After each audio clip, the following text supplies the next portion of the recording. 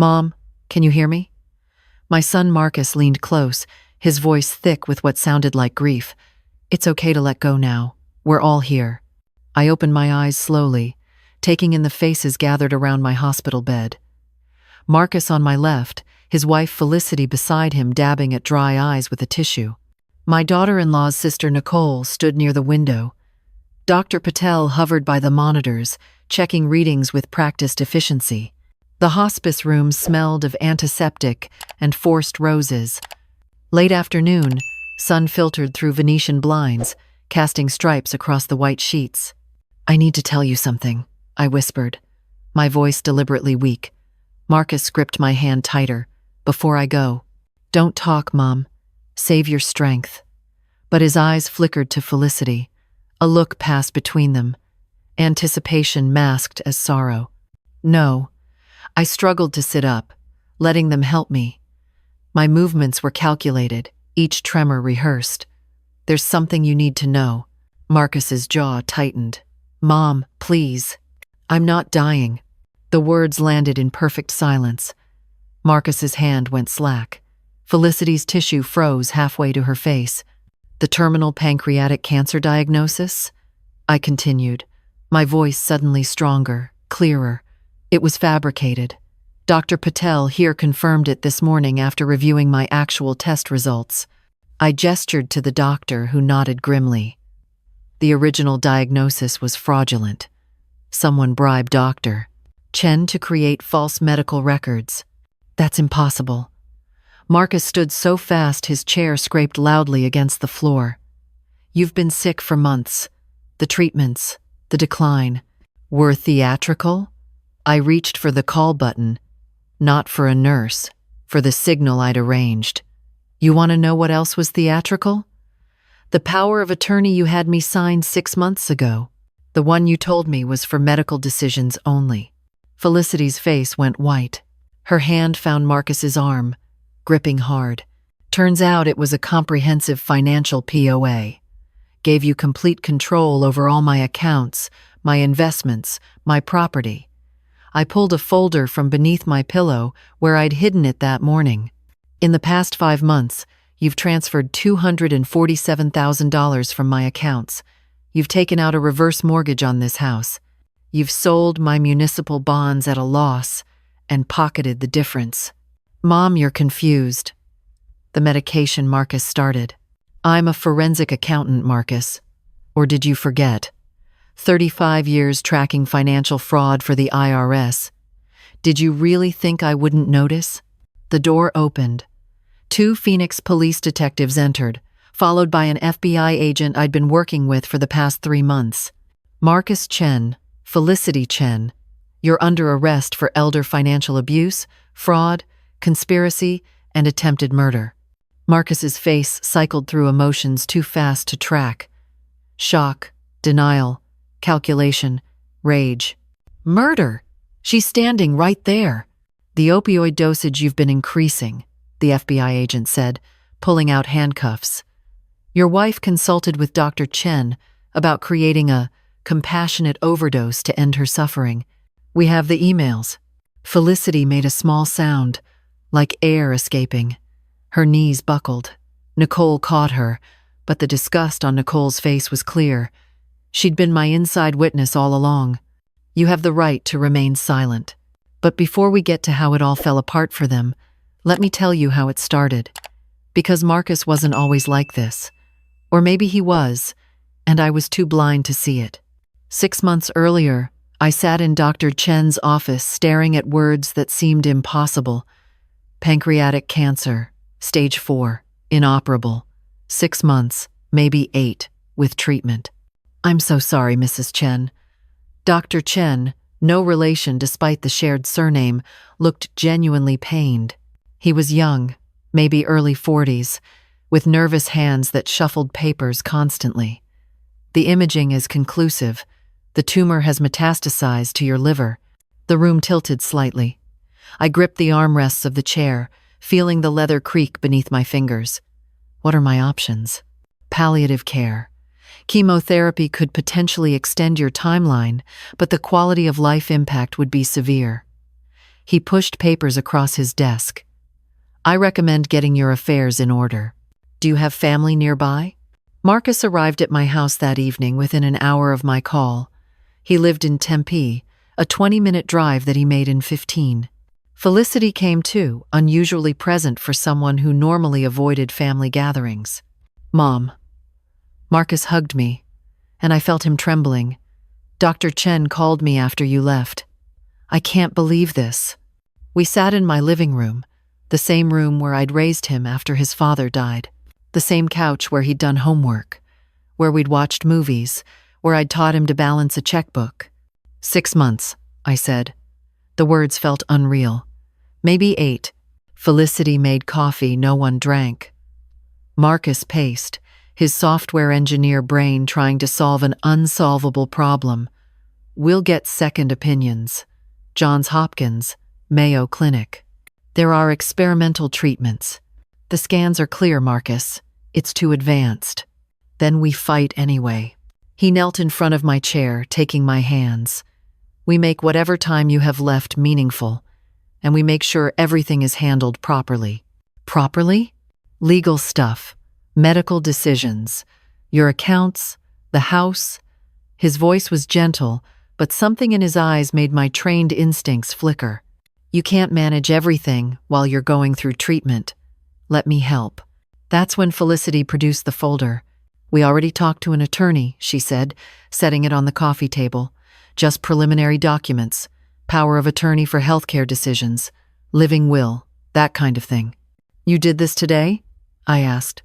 After Dr. Chen called, Marcus opened the folder, showing me forms with legal letterhead. We wanted to be prepared to help however you need. The documents looked professional. The attorney's name, Margaret Whitmore, was embossed at the top. I recognized it vaguely from local advertising. Just healthcare decisions?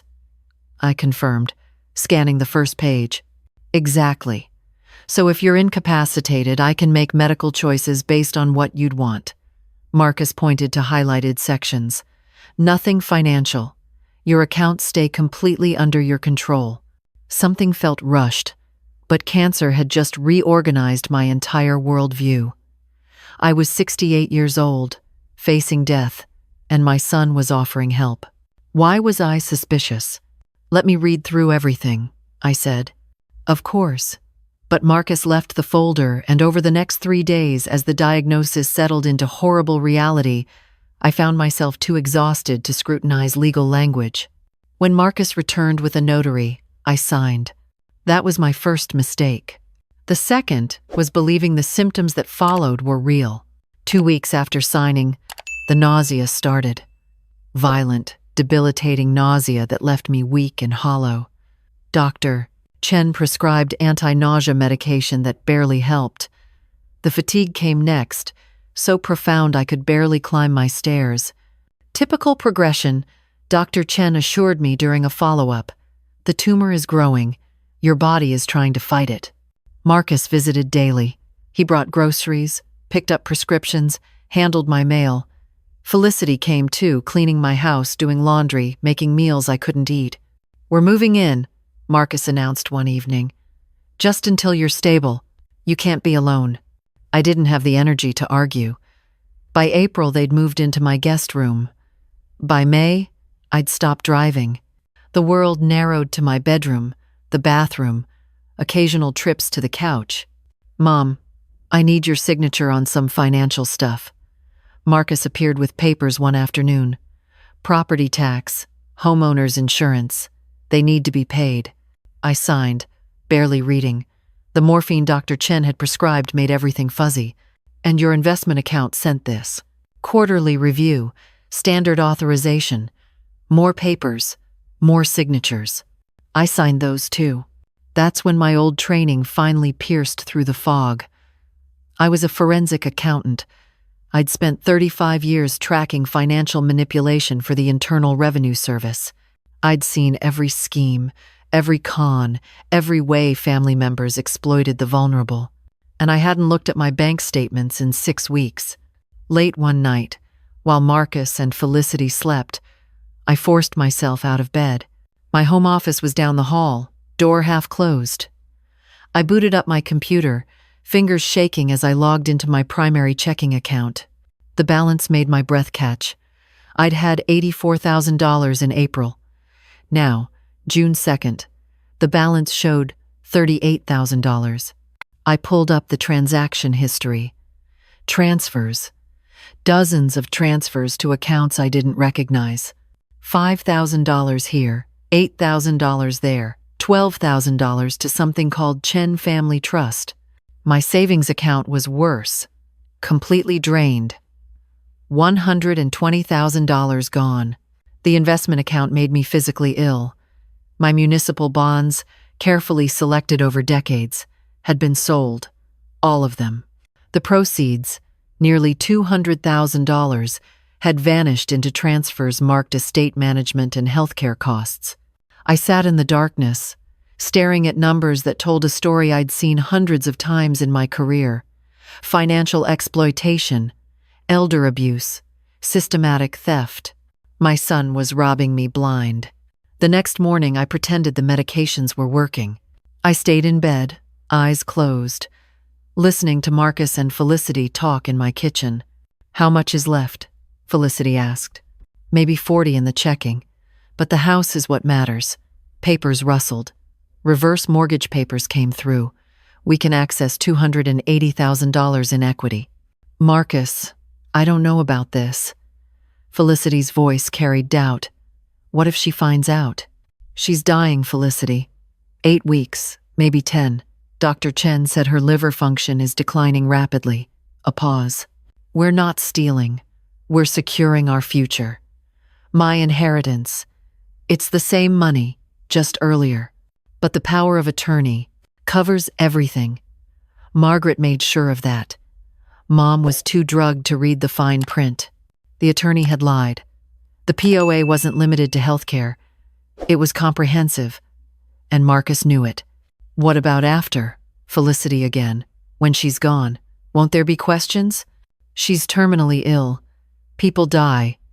It's sad but expected. Marcus's voice dropped lower. And, honestly, if she goes sooner rather than later, it saves everyone suffering. Dr. Chen mentioned that increasing the morphine dosage could make things more comfortable. Comfortable. The word hung in the air like poison. They were planning to kill me. I lay perfectly still, controlling my breathing, fighting the rage and terror flooding my system. My son, my baby boy who I'd raised alone after his father died, who I'd put through college, who I'd helped with his first house down payment, was planning my murder. That afternoon, while Marcus ran errands, I made a phone call to someone I'd worked with 15 years ago on a major fraud case. Someone I trusted absolutely. "Henry, it's Dorothy Chen. I need help, and I need it quietly." Henry Nakamura had retired from the FBI 2 years ago, but he listened to my situation with the same sharp focus I remembered. When I finished, he was silent for 10 seconds. "How fast can you get documentation?" "I have bank statements. I can pull the POA paperwork." "But Henry, they're watching me constantly. Do you have someone you trust who can move freely?" I thought of Nicole, Felicity's sister. She'd visited twice, bringing flowers, chatting about nothing important. But I'd caught her watching Marcus and Felicity with an expression I recognized. Disapproval, maybe suspicion. Possibly. Felicity's sister. Approach her carefully. If she's willing to help, she can be our courier. Henry's voice sharpened. "Dorothy, if they're talking about accelerating your death, we need to move fast. But we also need irrefutable evidence. Can you keep playing sick?" "I'm good at playing roles when necessary." "Then, here's what we do." Over the next 3 days, I implemented Henry's plan. First, I approached Nicole during one of her visits. Marcus and Felicity had left me alone with her for 20 minutes while they grocery shopped. "Nicole, I need to ask you something, and I need absolute honesty." I kept my voice weak but clear. "Do you think your sister and Marcus are acting normally?" Her face confirmed everything. "Mrs. Chen, I've been worried about you. The way they talk about your care, the financial discussions I've overheard." She moved closer. I think something's wrong. I know something's wrong. I need your help proving it. Nicole's eyes widened, but she nodded. Tell me what you need. She became my courier. That evening, she left with papers hidden in her purse. The POA document, bank statements, investment records. She delivered everything to Henry, who contacted his former colleagues at the FBI. Meanwhile, I had to solve another mystery, my diagnosis. Because the more I thought about it, the more things didn't add up. Pancreatic cancer symptoms typically included jaundice. Mine remained clear. The imaging doctor, Chen, showed me had been printouts, never the actual scans. And the nausea had started exactly when I began taking the anti-nausea medication he prescribed. I stopped taking the pills. Within 48 hours, the nausea decreased. Within a week, I felt markedly better. Someone had poisoned me to simulate cancer symptoms. Henry confirmed it. The pills you gave Nicole? Low-dose arsenic. Enough to cause nausea, fatigue, weakness. Classic poisoning disguised as disease progression. Dr. Chen? We're investigating him now. Financial records show a $50,000 payment from your son's account to Chen 3 days before your diagnosis. Another $30,000 last month. My son had bribed a doctor to give me a fake terminal diagnosis, then poisoned me to make it believable, all so he could steal my money and eventually kill me. The evidence mounted quickly once the FBI got involved. The reverse mortgage Marcus had taken out without my knowledge, the sold municipal bonds, the Chen family trust that was just a shell account. The emails between Marcus and Dr. Chen discussing compassionate euthanasia timing. We need him to act, Henry said during one of our secret phone calls while Marcus was at work. Attempt the overdose. That's attempted murder, clear and simple. You want me to bait my son into trying to kill me? I want irrefutable evidence that puts him away. Financial crimes, he might serve 5 years. Attempted murder? That's 20 to life. So I played dying more convincingly. I let myself appear weaker, spending full days in bed. I took the poisoned pills in front of Marcus but palmed them, disposing of them later. I let my weight drop, eating little, looking more gaunt. Mom, I think it's time to consider hospice care. Marcus sat on the edge of my bed one evening in late June. Dr. Chen says you're declining faster than expected. Hospice can make you more comfortable. Comfortable again. That word. At home? I whispered. At home. With proper pain management. His hand covered mine. You won't suffer. I promise. The hospice arrangement happened quickly. Too quickly. A room was set up in my converted study. A hospital bed, monitors, the appearance of end-of-life care. Nicole, now fully involved in the investigation, joined the hospice team as a volunteer support person. She installed cameras disguised as air fresheners. She wore a wire during every visit. Dr. Patel, the actual hospice doctor, was briefed by the FBI. He played along perfectly, becoming part of the investigation. 3 days into hospice care, Marcus made his move. I was in the hospital bed, monitors beeping steadily, Nicole reading quietly in the corner. Marcus entered with Felicity, both looking appropriately sorrowful. How is she? Marcus asked Dr. Patel, who was checking my vitals. Comfortable. The morphine is managing her pain well. Dr. Patel glanced at the IV bag. Current dosage is 5 milligrams per hour. Is that enough? Marcus moved closer to the IV pole. She seems like she's still in discomfort. The dosage is appropriate for her weight and condition. But could it be increased? For comfort? Marcus's hand rested on the IV line. I don't want her to suffer. This was it. The moment we'd prepared for. Any increase would require my authorization, Dr. Patel said carefully, and it would be noted in her medical records. Of course. I'm just asking hypothetically. But Marcus's fingers traced the IV tube, stopping at the medication port. If someone wanted to give her peace sooner rather than later, how would that work? Mr. Chen, are you asking me to euthanize your mother? I'm asking about comfort care options. Marcus's voice hardened. options that might accelerate the inevitable in a peaceful way. Nicole's camera caught everything. Her wire recorded every word. "I can't assist with that," Dr. Patel said firmly. "That would be murder." After the doctor left, I watched through barely opened eyes as Marcus and Felicity whispered intensely. Marcus pulled something from his pocket, a syringe. "Tonight," he said, "after the nurse checks at 10, we'll say we found her like that in the morning. Natural decline." That evening, Henry and his FBI team positioned themselves around my house. Nicole stayed later than usual, cleaning unnecessary things, waiting. At 9:45, Marcus entered my room alone. I kept my breathing steady, eyes closed. Through the monitors, I heard him approach the IV line. "I'm sorry, Mom," he whispered, "but I can't wait anymore.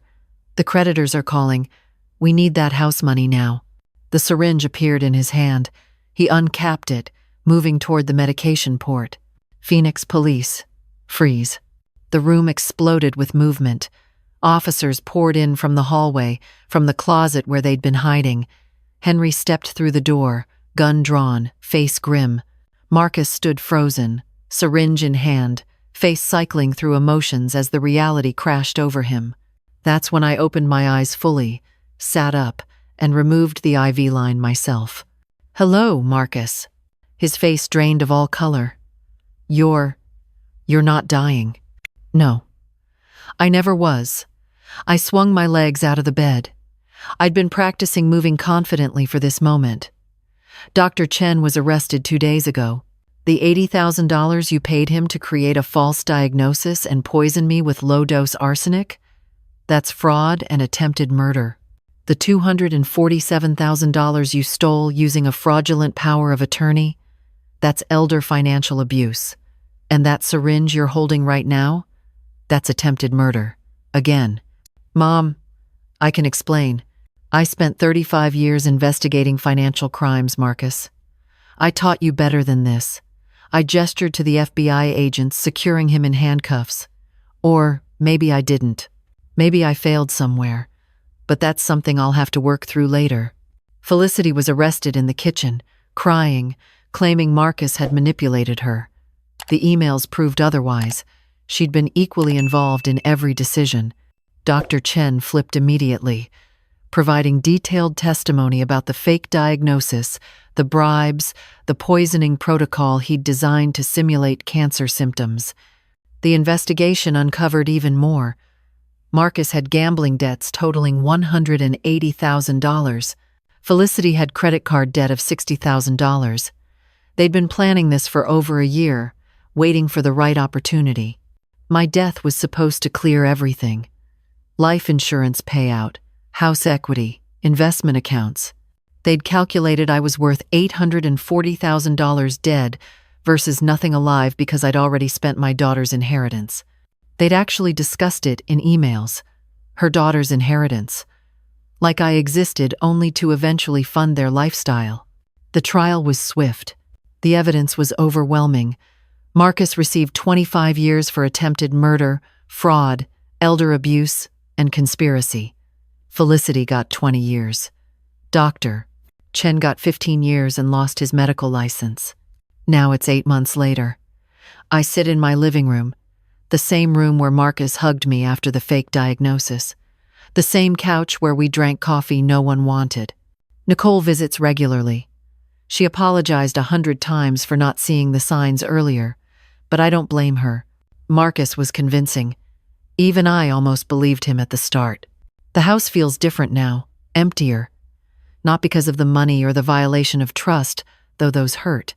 Empty, because my son tried to murder me for $840,000, because he looked at my life expectancy and saw dollar signs, because when he said "I love you, Mom," he was already calculating when I'd die. Some bridges, once burned, can't be rebuilt. Some betrayals are too fundamental to forgive. I've started volunteering at an elder abuse prevention center, using my forensic accounting skills to help other families spot financial exploitation before it's too late. I teach workshops on protecting yourself from your own children. It's dark work, but necessary. Last week, a woman my age approached me after a workshop. My daughter keeps asking me to sign financial documents, she said. Says it's for my protection, but something feels off. I knew that feeling. That tiny warning voice that says, wait. Trust your instincts, I told her, and get independent legal review before signing anything, even from family, especially from family. She thanked me, then asked, does it get easier if you're right about them? I thought about that, about the nights I still wake up hearing Marcus whisper, I'm sorry, Mom, before trying to inject me with a lethal overdose. No, I answered honestly, but you learn to live with it, because surviving is better than the alternative they planned. She nodded, understanding in her eyes. Another woman who'd learned that sometimes the people who say they love you are the most dangerous ones of all. I drive home through Phoenix traffic, past the hospital where I almost died, past Dr. Chen's former practice with its closed sign, past the attorney's office that processed my fraudulent POA. My phone rings. Nicole, how are you doing? She asks. Surviving, I say, because that's what I do now. I survive. I teach others to survive. I spot the patterns and sound the alarms. And sometimes, late at night, I pull out old photos of Marcus as a child, birthday parties, school graduations, his wedding day, when he promised to always take care of me. I look at those photos and try to see where it went wrong. When did love become calculation? When did Mom become asset? I don't have answers, just questions and a survival story. But maybe that's enough. Maybe teaching one person to spot the warning signs, to trust their instincts, to get help before it's too late. Maybe that redeems some of this darkness.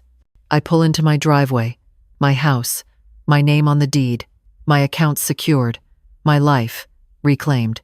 The sun sets over Phoenix, painting the desert in shades of amber and rose, beautiful and harsh, like survival itself. I'm 68 years old. I'm alive, and I won. That has to be enough.